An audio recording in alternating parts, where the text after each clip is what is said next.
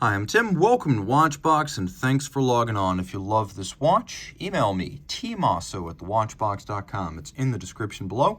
It is your purchase and pricing email question line for buying this or any watch you see on any Watchbox platform.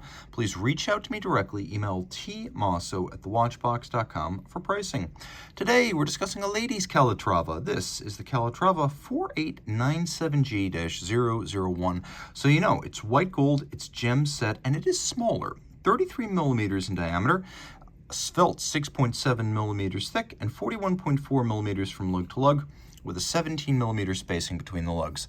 Now, back in the 1940s and 50s, this might have been considered men's size, but today it's probably below what I would consider a unisex option. This is quite clearly targeted at more petite wrists and feminine watch collectors in general. You can see the watch, it wears acceptably on my 16 centimeter circumference wrist, but it's a little bit undersized and maybe a bit too effete. As you can see, profile super slim.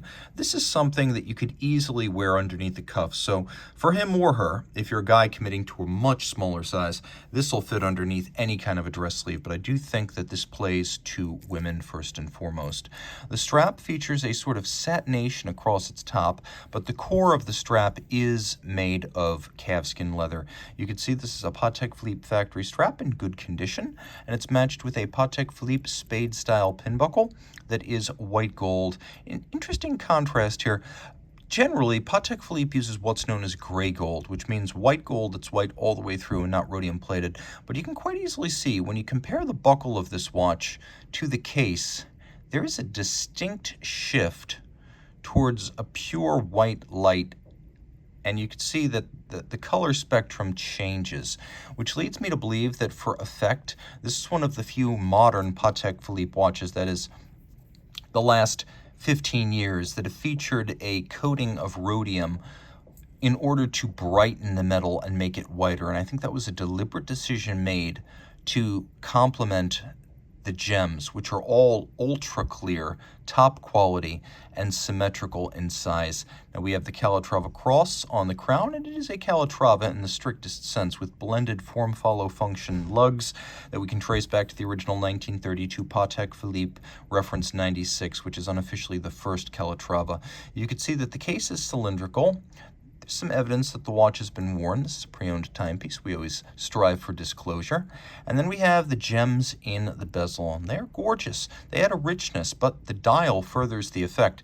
As you can see, we have silvered indices. We have half frosted, that is high contrast, Dauphine-style hands at center, and then what's known as a flinke dial. So flinke is when you have a guilloché cut, and then you either put translucent enamel or lacquer on the top.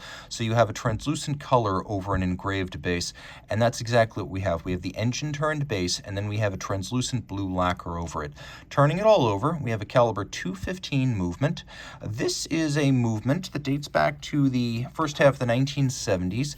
It has been a reliable manual wind timekeeper that is often unseen in larger Patek watches because of the disparity between movement size and case size.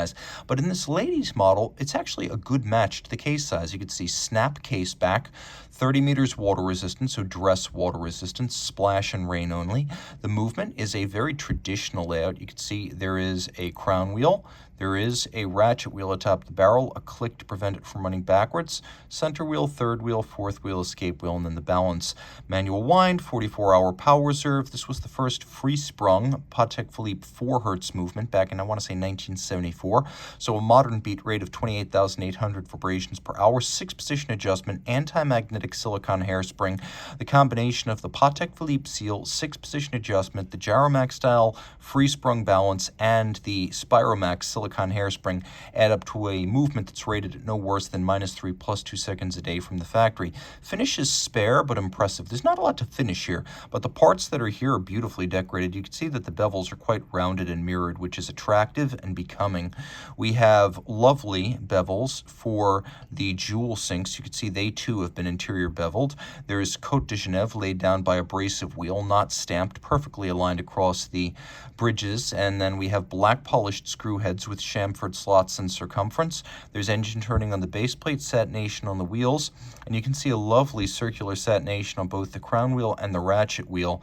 And if you look really carefully, you can see it gets even better as the teeth of both wheels have been micro beveled. Attention to detail that you just don't see on a lot of watches today, even with Geneva hallmark.